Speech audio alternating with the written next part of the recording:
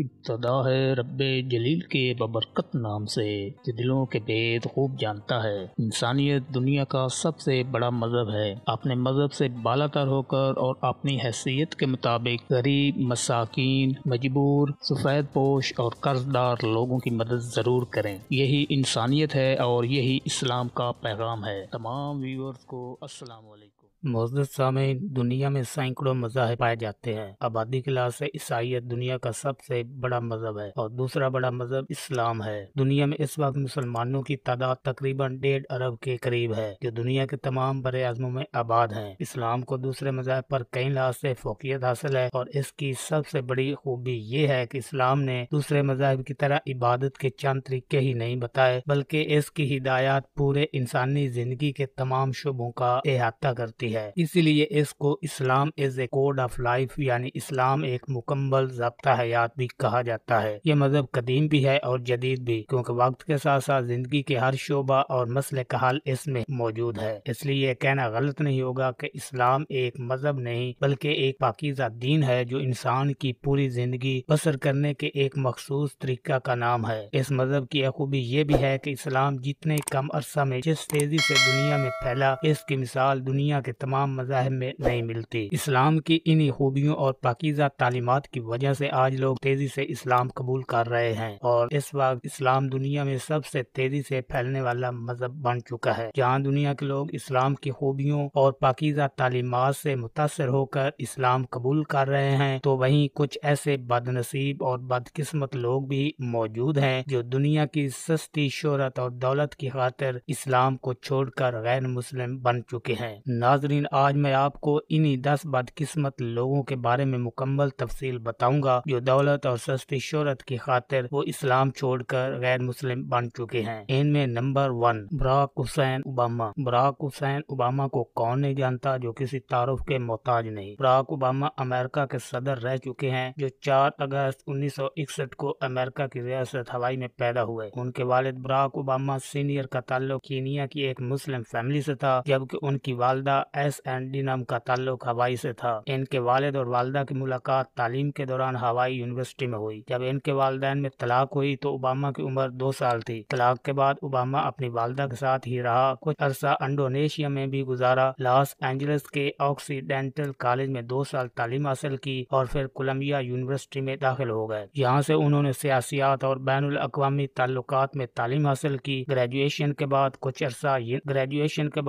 عرصہ new York city میں کام کیا، پھر شکاگو کے ساؤتھ سائڈ پر کمیونٹی آرگنائزر بن گئے۔ 1988 میں ہارورڈ لا اسکول میں داخل ہوئے اور یہاں سے لا کی ڈگری حاصل کی۔ 1992 میں مشیل رابنسن سے شادی کی، جو ایک وکیل تھی۔ ان سے 2 بیٹیاں پیدا ہوئیں جن کے نام مالیا اور ساشا ہیں۔ کچھ عرصہ سماجی کاموں میں بھی کام کیا۔ 2004 میں امریکی سینٹ کے لیے منتخب ہوئے اور 2008 میں وہ امریکہ کے 40ویں صدر منتخب ہوئے۔ وہ امریکہ میں سیاہ فام نسل کے پہلے شخص ہیں جو صدر بنے۔ براک حسین اوباما کا تعلق مسلم فیملی سے تھا، لیکن بعد میں انہوں نے اسلام کو چھوڑ کر عیسائیت کا مذہب قبول کر لیا۔ نمبر 2، تلکا رتنے دلشان۔ تلکا رتنے دلشان سری لنکا کی کرکٹ کے ایک کھلاڑی تھے جو 14 اگست 1976 کو کالوتارا سری لنکا میں پیدا ہوئے۔ ان کے والد ایک مسلمان تھے لیکن ان کی والدہ ایک بودھ مت تھی۔ ان کی پرورش ایک اسلامی ماحول میں کی گئی۔ انہوں نے قرآن مجید کی تعلیم بھی حاصل کی اور اپنے گھر کی قریبی مسجد میں نماز پڑھنے بھی جایا کرتے تھے۔ ان کو کرکٹ کا بہت شوق تھا۔ 16 سال کی عمر میں ایک پریکٹس میچ کے دوران اپنے کوچ کی بات کو مانتے ہوئے دلشان نے اسلام کو چھوڑ کر بودھ مت مذہب کو قبول کر لیا، جس کے بعد ان کا نام تلکا رتنے دلشان رکھا گیا، جبکہ اسلام چھوڑنے سے پہلے ان کا حقیقی نام توان محمد دلشان تھا۔ وہ ایک جارے مزاج کے کھلاڑی تھے جو ون ڈے کرکٹ میں سری لنکن ٹیم کی طرف سے اوپنر کے طور پر کھیلتے تھے۔ وہ ایک دائیں ہاتھ سے بلے بازی کرنے والے کھلاڑی تھے۔ وہ سری لنکن ٹیم کے کیپٹن بھی رہ چکے ہیں۔ وہ کرکٹ کی دنیا میں ایک جانا پہچانا نام ہے۔ نمبر 3، جاوید اختر۔ جاوید اختر انڈیا کے مشہور شاعر، کالم نگار، سٹوری، سکرین اور سانگ رائٹر ہیں جو بالی ووڈ میں اپنے کام کے لیے پہچانے جاتے ہیں۔ وہ 17 جنوری 1945 کو ایک مسلم فیملی میں پیدا ہوئے۔ ان کے والد کا نام جان نثار اختر تھا، وہ بھی ایک شاعر تھے، جبکہ جاوید اختر کے دادا کا شمار برصغیر کے مشہور